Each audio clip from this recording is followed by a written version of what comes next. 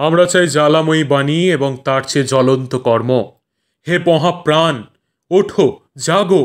জগৎ দুঃখে পুড়ে খাক হয়ে যাচ্ছে, তোমার কি নিদ্রা সাজে?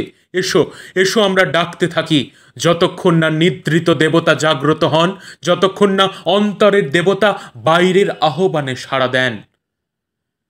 স্বামী বিবেকানন্দের এই আহ্বানে সাড়া প্রদান করে যারা ভারত ভূমির উদ্ধার ও জগৎ কল্যাণের ব্রতে এগিয়ে এসেছিলেন, তাদের মধ্যে অগ্রগণ্য ছিলেন ভগিনী নিবেদিতা। তার পূর্ব নাম ছিল মার্গারেট এলিজাবেথ নোবেল। 1867 সালের 28 অক্টোবর আয়ারল্যান্ডের ডাঙ্গানান শহরে তিনি জন্মগ্রহণ করেন। সেখানেই তিনি তার শৈশব ও যৌবনকাল কাটিয়েছেন। তার বাবা স্যামুয়েল নোবেলের কাছ থেকে তিনি শিখেছিলেন যে মানবজাতির সেবাই ঈশ্বরের প্রতি প্রকৃত সেবা। মার্গারেট হ্যালিফ্যাক্স কলেজ থেকে পদার্থবিদ্যা, শিল্পকলা, সঙ্গীত এবং সাহিত্য সহ বিভিন্ন বিষয় পড়াশোনা করেন। 1884 সালে যখন তার বয়স 17, তিনি একজন স্কুল শিক্ষিকা হিসেবে তার কর্মজীবন শুরু করেন। শৈশব থেকেই তার পরিবারের ধর্মীয় পটভূমি ছিল এবং তিনি সমস্ত ধর্মীয় শিক্ষার প্রতি শ্রদ্ধাশীল হয়ে ওঠেন। কিন্তু বড় হওয়ার সাথে সাথে তিনি দেখতে পান যে খ্রিস্টীয় মতবাদ সম্পর্কে জ্ঞানের মাধ্যমে তার দার্শনিক প্রশ্নগুলি অমীমাংসিত হয়ে পড়ছে। সন্দেহ যত দৃঢ় হতে থাকে, ততই তার বিশ্বাস ভেঙে যায়। তিনি 7 বছর ধরে তার মনকে স্থির রাখার জন্য সংগ্রাম করতে থাকেন। তা সত্ত্বেও তিনি আরও বেশি অসুখী হয়ে উঠেছিলেন। তিনি পরম সত্যের সন্ধানে ছিলেন। তার মনকে সান্ত্বনা দেওয়ার জন্য তিনি একটি গির্জায় সেবা শুরু করেন। তিনি বুদ্ধের জীবন অধ্যয়ন করেন এবং তাঁর ত্যাগ ও বৈরাগ্যের দ্বারা গভীরভাবে প্রভাবিত হন। 1895 সালের শেষের দিকে তাঁর জীবনে এক গুরুত্বপূর্ণ মোড় আসে, যখন তিনি স্বামী বিবেকানন্দের সাথে প্রথমবারের জন্য সাক্ষাৎ করেন। স্বামীজি 3 মাসের সফরের জন্য আমেরিকা থেকে লন্ডনে এসেছিলেন। লন্ডনের এক অভিজাত পরিবার তাকে তাদের বাড়িতে বক্তৃতা দেবার জন্য আমন্ত্রণ জানিয়েছিল। মার্গারেট রাস্কিন স্কুলের একজন শিক্ষকের মাধ্যমে এই সভার কথা জানতে পারেন। তিনি 1895 সালে 10ই নভেম্বর সভায় যোগ দিতেও গিয়েছিলেন। তবে তিনি তখন জানতেন না যে এই সন্ধ্যাটি তার জীবন চিরতরে বদলে দেবে। স্বামী বিবেকানন্দ বেদান্ত দর্শনের উপর বক্তব্য রেখেছিলেন। পরে মার্গারেট স্বামী বিবেকানন্দের বেশ কয়েকটি বক্তৃতায় অংশগ্রহণ করেছিলেন। তিনি স্বামীজিকে অনেক প্রশ্ন করেছিলেন এবং তার উত্তরগুলি তার সন্দেহ দূর করে। এতে স্বামী বিবেকানন্দের প্রতি তার বিশ্বাস ও শ্রদ্ধা প্রতিষ্ঠিত হয়েছিল।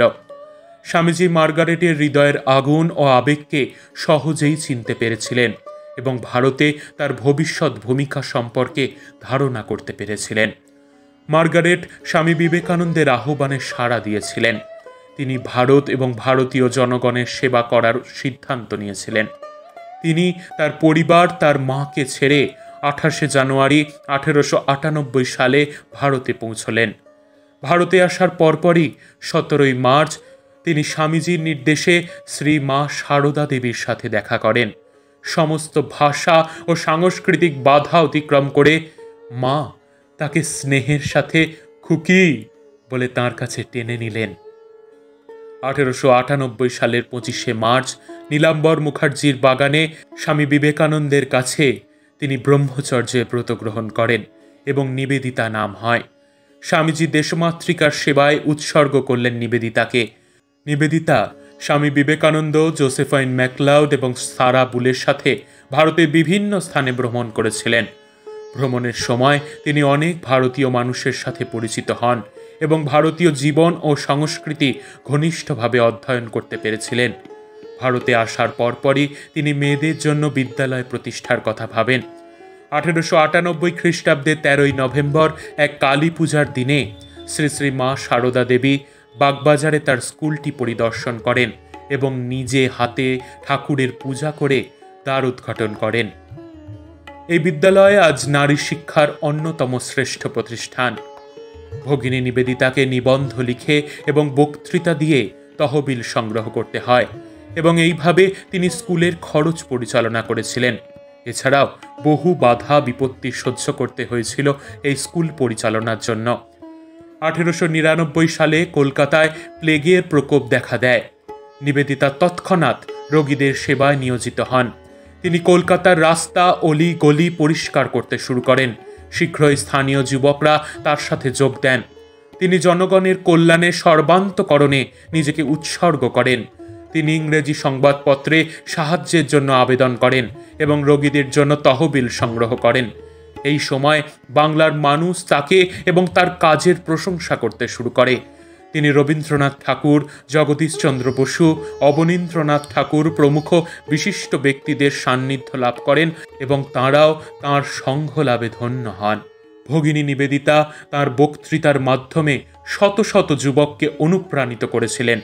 তিনি ভারতীয় যুব সমাজকে মাতৃভূমির জন্য নিঃস্বার্থভাবে কাজ করার এবং স্বামী বিবেকানন্দের আদর্শ অনুসরণ করার আহ্বান জানিয়েছিলেন। তিনি ভারতীয় সংস্কৃতি ও জীবন, স্বামী বিবেকানন্দের উপর বই, ভারতীয় ইতিহাস ইত্যাদি বিষয় অনেক বই এবং প্রবন্ধ লিখেছিলেন। তিনি জন্মগত ভারতীয় না হয়েও একজন প্রকৃত ভারতীয় হয়ে উঠেছিলেন, যা সত্যি শিক্ষণীয়। জীবনের শেষ লগ্ন পর্যন্ত এই ধারা বজায় ছিল।